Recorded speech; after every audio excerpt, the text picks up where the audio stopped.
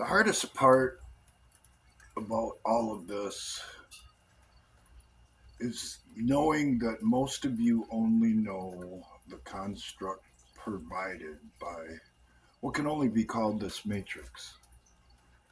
Mommy loves you, your family is always on your side and there to support you, and that's what you think. That's how it is. That ain't how it is. And you can apply that same philosophy to what we're witnessing unfold in this country today. Most of you have it in your head in the construct of how it is, and you live inside that box, and that forms your worldview. Well, having come from a different place, I see it differently. Doing what I do for a living makes it so I have to see the big picture. And how I do it makes it so I live outside of the box that most people live in. Am I still in their matrix? Unfortunately, yes, but not as deep as a lot of you are.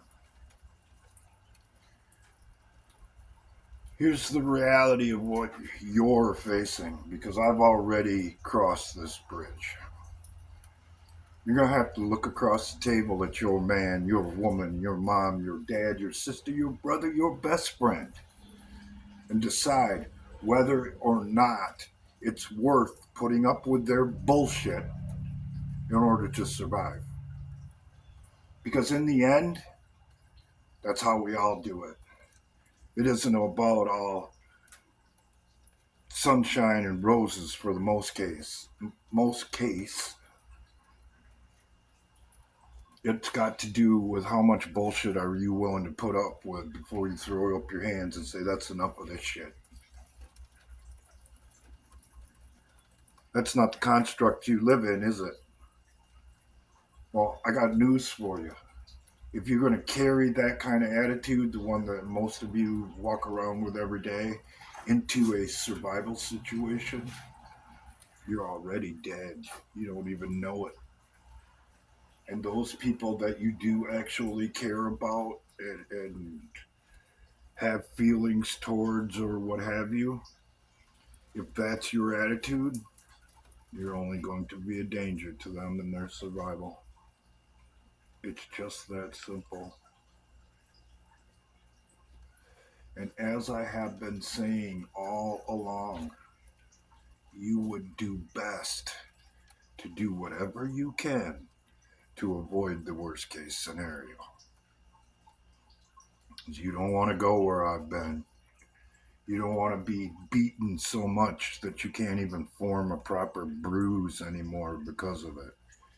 You don't want to get racked across the back with a coat hanger and become so tolerant to that kind of pain that you don't even flinch.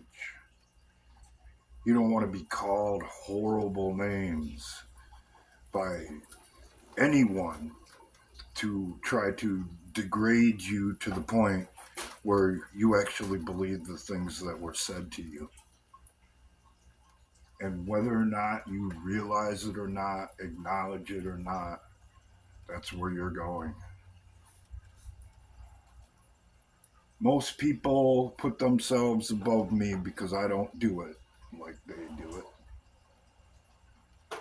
And I'll admit, in your construct, in your section of the matrix, you're right.